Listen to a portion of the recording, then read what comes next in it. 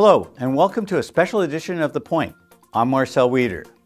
September 30th is a day in Canada set aside for Truth and Reconciliation. It's an opportunity to learn about our Indigenous hosts here in Canada, the people who originally settled the land. It's also to acknowledge the suffering and the issues that Indigenous communities across the country have faced, whether it be the murder and missing Indigenous women in British Columbia, the residential schools, or the graves of young Indigenous people being found across the country. I want to start off by acknowledging that this show is being taped on the traditional territory of many nations, including the Mississaugas of the Credit, the Anishinaabe, the Chippewa, the Haudenosaunee, and the Wendat peoples, and is now home to many diverse First Nations, Inuit, and Métis people. Joining me today is Chief Calvin Bruneau of the Papaschase First Nations, located in Edmonton, Alberta, and Jacqueline Biollo, who's a principal at Aurora Strategy Global, also based in Edmonton, Alberta. Thank you for joining me today. September 30th is being recognized as the Truth and Reconciliation Day in Canada. Chief, I'd like to talk to you first about what does that mean to you? Well, reconciliation, that's a big one. It means truth coming out, and all the truth, not hiding anything. And then the government of Alberta or the parties that have been involved with whether crimes or illegal activities or just unethical, that they they own up to it. They admit things that they're responsible for, but they also offer not only apologies to the parties that they committed these incidents against, and then look at restitution, compensation, but also even their healing. That's another aspect as well. Especially with residential school survivors, and others who have gone through other situations like the 60 scoop, people involved in child welfare, have had many things happen with them within foster homes and group homes and that. But also, running the gamut, people that have been involved in, their families gone missing, murdered, missing women and children and even men, Indigenous people, but also, land claims, that land was taken away illegally from Indigenous groups and First Nations, and and then government built towns and cities on them, and didn't offer any compensation to the First Nations involved. And so there is a lot of things that have happened ever since Canada took over as the the country and the nation, and and we call it genocide because that's what it was. There's our language, our culture, and our people have been even destroyed in various ways.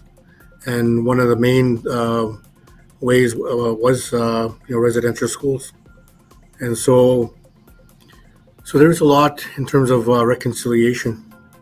The government has to own up, or the other parties like churches and other institutions that have been involved, child welfare, for example. They have to own up to what they've done against our people over the years, over the decades, over a century, and make restitution. And making things right with the Indigenous people. There's a lot to unpack in what you just said, but let me kind of step back a little bit. So September 30th has been declared the Day for Truth and Reconciliation across Canada.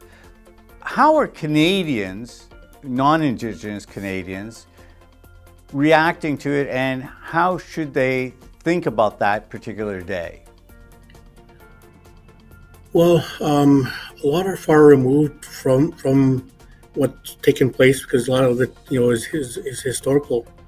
But there are a lot who are very sympathetic, to what's taking place against our people, knowing that there needs to be healing involved and restitution and things like that. And so there are a lot of sympathetic people out there that are third parties, and even from other countries that have immigrated here. But a lot of people are very supportive, that they understand what's taking place, and they're very upset, but they're also very ashamed of their country and being involved, and even the churches. There's a lot of things that have happened, against our people, and so, but there are a lot of allies out there. There's a lot of people who are supportive of, even with these human remains that have come forward and are being discovered. There's a lot of people that understand, that there were deaths that took place at these residential schools. It's just unfortunate that most of the majority of them are children. And so, and I think that resonates with a lot of them because they have children of their own. And so they feel for us, they understand. But it's just that, but it's just unfortunate that sometimes the powers that be that have been involved, don't really want to take responsibility. And that's where I think the pressure has to come from the general public and say, you guys got to own up to what you've done. Jacqueline, you are of Indigenous heritage, and you've been proud of your heritage. How do you see the National Day for Truth and Reconciliation? Well, I think first and foremost, even on behalf of Aurora, and I certainly hear a lot of different opportunities to unpack this conversation. But I think first and foremost, as I said, on behalf of Aurora, we're pleased to be here today on the traditional territory in Canada. Land acknowledgements have been something that we've started to do. So obviously we acknowledge all those who share a deep connection with this land, and we respect the histories, the languages and cultures of all Canadian First Peoples, whether they're First Nation, Métis, or Inuit descent. And we appreciate that their presence continues to enrich Canada's vibrant communities. So I think I just wanted to start with that. But from the perspective and building on what the Chief had said, it is an opportunity through days like the awareness campaign that's going on, through communication on government officials talking about not only truth and reconciliation, but why and where and how, the importance of the Yellow Shirt campaign. So, from yes, an Indigenous ancestry perspective, I don't know a lot about my history, and I think that that's one of the exciting things that has come more available to any individual, is to get involved in the community, to ask the questions, and to be open to being educated and involved in some of the Indigenous cultures that are happening. Chief, you mentioned a number of different things, so let's kind of start dealing with some of those. The Truth and Reconciliation Commission had a number of recommendations, including the National Day for Truth and Reconciliation, which was one of them. But there's a number of them. There was over, I believe, 80 different recommendations. 94, thank you. And so how do you see progress being made in terms of dealing with some of those findings that at least the federal government said that it was prepared to start working on? And then you mentioned also provincial governments and local governments as well. Yeah, I think it has to definitely start with federal government first, owning up to what they've done, but also providing resources for people's healing, but also, like when it comes, like say, to locating these graves at the residential school sites, footing the bill, and same with the provinces. And but there's also other aspects too. I think education is another one where they need to be educating the general public, because a lot of people still don't know, the real history and the true history of Canada and what took place, and the with residential school, and a lot of people that I talk to as well. Some are educated out there, but many aren't. They still don't really know, like say with Edmonton, for example, the real story of Edmonton, and so that's where I come in, and I have been going to universities and schools and different places to speak and to share our history and to share the real history of Edmonton. And when people find out, especially students, they're upset because they were never taught this in junior high and high school, and yet they've been growing up here in Edmonton, and they get a whitewashed history, but what I do is I mix it in with the residential school, and because I explain to the people why it took so long for our people to bring land claims against Ottawa, and we didn't start doing that until the 70s.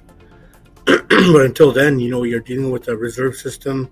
You're stuck on a reserve. There's a pass system. We couldn't hire lawyers in the 1920s, 1951 to bring claims against Canada. You had what's called Oliver's Law that basically said that if these Indians are going to give their lands up to us, we're going to take them. And we weren't considered people under Canadian law until 1960s. We weren't allowed to vote until then in federal elections. So we've had all these uphill battles to face just to be recognized as regular people in society. And yet the government was on this campaign along with the churches to assimilate us, take away our language, our culture, identity, everything, and to strip us of who we are. So you compound that over a century, and and the thing is, we're still here.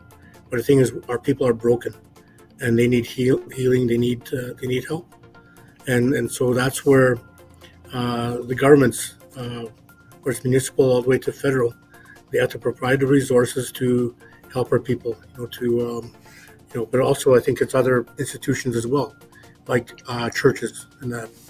Well, you mentioned the churches, and recently you had the Pope visit Alberta and visit the site of a former residential school, and he did offer what some people would consider a small apology. It wasn't the full apology that I think most people were expecting.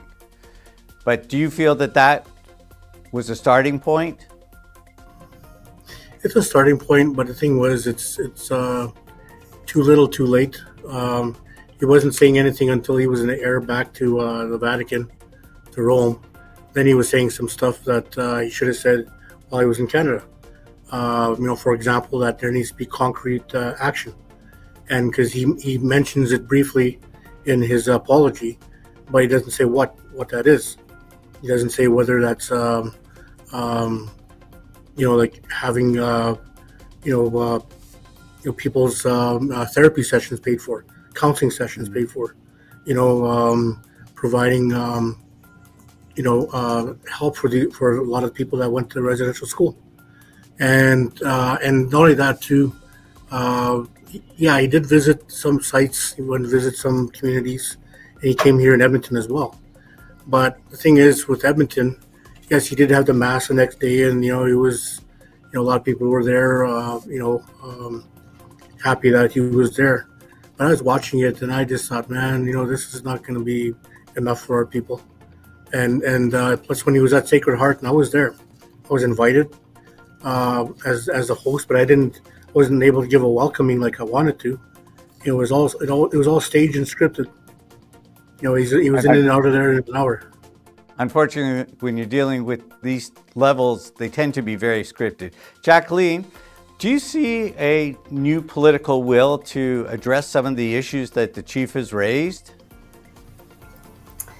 Yeah, absolutely. And I think that it comes from not only the good work, the time and energy and resources that were put towards the Truth and Reconciliation report, the 94 recommendations that came out of it, but then it continues to branch out in, just like the chief was saying, when he's out speaking with the younger generation in particular. These are our leaders of the future. And so, although in current days, you know, we certainly have, whether the baby boomers or what have you, Generation X, they may have a different understanding and appreciation.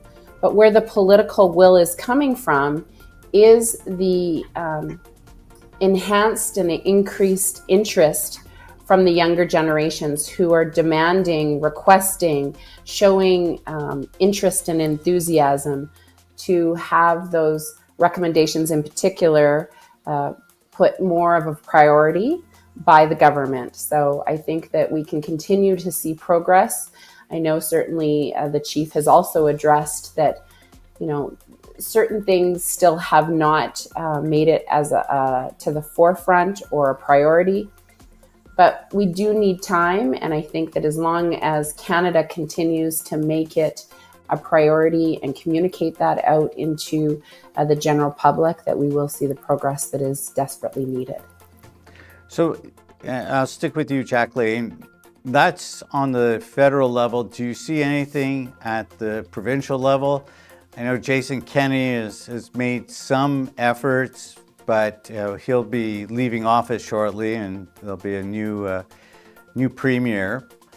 Do you see any opportunities on the provincial side in terms of dealing with some of those issues?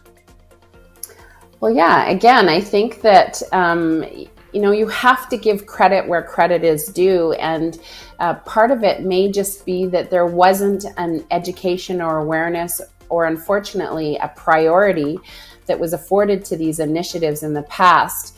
What I can say is that maybe even though the province continues to lead, and here in Alberta, I mean, we certainly do embrace quite heavily and respectfully the Indigenous cultures that surround our land. So do I know if that's happening across Canada from a provincial perspective? I don't specifically. But actually more so even municipally. So I think that when you look at communities at large where people are living, working, investing, playing, the opportunity to, on a grassroots, be involved in something that maybe is much larger than they are, I really see that as encouraging, welcoming, and a solid source of education and awareness moving forward. Chief, a lot of this started off, unfortunately, with the missing and murdered Indigenous women in British Columbia. Then it spread to the residential schools, and then unfortunately, you know, the discoveries of the graves of Indigenous children. And all of this seemed to have only taken place in, let's say, the last 10 years, which is a very short period of time. Do you think that there's now more of a willingness to start righting some of the wrongs that have faced the Indigenous communities across this country, a recognition of their proper place in the history of this country? I think so. You know, there are many that are coming forward with their history and stories, and like in particular our band, Our Nation. You know, word is getting out there. You know that Southside was our land, our reserve that we chose, and our traditional territory, and it's all the way up to Fort Saskatchewan. There's Elk Island Park and Beaver Hills Lake, down towards Camrose and back up to Edmonton again. That was original traditional territory. So, and also down west to Lac St. Anne and north of the city. We're nomadic, and so once people start knowing the true history the nations, and in particular how Treaty 6 came about. I think once people start getting educated, I think, because when I do that at the university, the question that the professors ask me afterward is, how can we help? How can we help with reconciliation? And when I spoke to them back in 2019, and we still have yet to do that yet, because they got funding, and because of all this lockdown stuff, it prevented us. Yeah. And we were supposed to have a elders gathering on the weekend of the 20th and 21st, but my mother had passed on on the 22nd, so she was in hospice, and so that's been put on hold. Now is one thing I requested from them: can you help us do an elders gathering to collect stories? And they said yes. And then also off 51st Avenue, and where the university farmlands are, as they're called, it's property there, and that was gifted to them. And I said, that was gifted to you guys. That was our land. Someone gave you our land for free. Why don't you give that back to us? And there was also lands too on the university campus that are coming up for, I guess, there's old houses being taken from these properties. And I contacted with the professor there. She's a history professor. I said, well, why don't these lands, she wrote actually an article. And that's another thing too. People, like I said, there's allies out there. She wrote an article. She said, this land should go back to the original owners, the Papaschase people. And I contacted her, and I wasn't able to make it. I wasn't well medically. I had to actually go to the hospital, and then my economic development guy, I went and met her. So we still have to meet. And what we're trying to do is we're trying to get basically land back and given back to us and restored to us as rightfully ours. And so I think that's the question, is that once people know the history, they know the true story. And if they ask the questions like, how can we help? How can we make this right? And I think that's what needs to happen. And then make it right. And then whatever capacity that's in. But I also want to point out one quick thing. When Treaty 6 was being signed, Canadian commissioners came from Ottawa to Cree territory, which is close by Regina, 1874. And they said, we want to make a treaty with you, with the chiefs, the Cree chiefs that they met. So they came in 1876, when in the meantime, chiefs from Treaties 4 and 5, which is southern Saskatchewan and Manitoba, they spoke to the chiefs of Treaty 6 and said, we don't have a medicine chest clause, and you need to have a medicine chest. So that would be, medicines for our people, to help us, because we had our own epidemic back in 1861, which was smallpox, and it decimated a lot of our communities and even whole families sometimes. And so it really, really hurt us, physically, and also spiritually as well, and community-wise. It really decimated, a lot of communities. So that's how that got in there. But during the discussions at Fort Carlton, I think, in 1876, one of the things that the chiefs wanted was, a lot of them were being converted to Christianity. And that was meaning the Catholic Church and the Methodist Church, now it's the Anglicans. And they said, we want the gospel brought to us, the good news. And we want churches, but we also want schools. The government's response to that was, let's get the Catholic Church. We'll build the buildings. We'll build the residential schools. But it's the churches that will run them. So that's how they mix these two treaty promises into one. And that's how the residential schools were born out here, out west. They were already created out in the 1860s and 70s out east. And out west here, we didn't have residential schools at that time. And so we signed Treaty 1877, August 21st. And then starting in the 1880s, they started building these residential schools out west here. And our people were smart, but they weren't educated in terms of a practical school. And so a lot of our people were illiterate. So when it comes to signing and reading documents like treaties and surrender agreements and all that stuff and Métis script, you can see where there was a disadvantage for our people. We didn't know what we were signing, but we know what we agreed to at the treaty signing, which was medicine chest clause, cows and plows. There was other different promises. 1 square mile for every family of 5. So based on your population, that's how much reserve land you get. We had 50 square miles, but the white settlers and the politicians didn't want us right by White Ave and University. So they moved it down to where today we're at 51st Ave. That's 40 square miles. So it's most the south side which is supposed to be ours. And so that's where these promises come from, is from the treaty. But the thing is, human nature gets involved, and then you got people that prey on children, and then you have the Northwest Mounted Police that are involved too, helping to take children away from the parents, from the reserves. Right. And so that's why RCMP. That's another thing too. I didn't mention them before. They're also complicit in this as well. So you got to look at history, and you got to know how it all fits together. And this is the story I tell when I speak, because it's not just land claims and losing our land. There's a bigger picture involved here.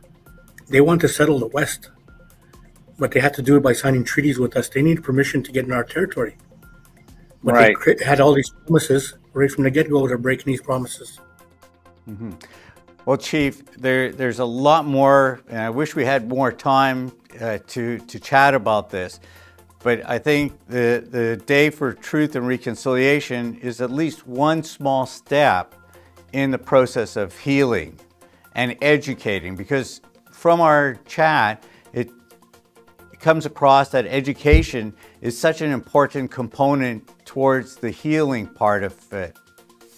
And so I hope that people who are either listening or watching this will take some time on September 30th and look into the history of the Indigenous communities where they live and get to understand and get to know the values and the people that originally lived on the land that they now are sharing with those communities. And so, Chief, I'd like to thank you. Jacqueline, always a pleasure having you. Again, I was joined by Chief Calvin Bruneau from the Papaschase First Nations in Edmonton, Alberta.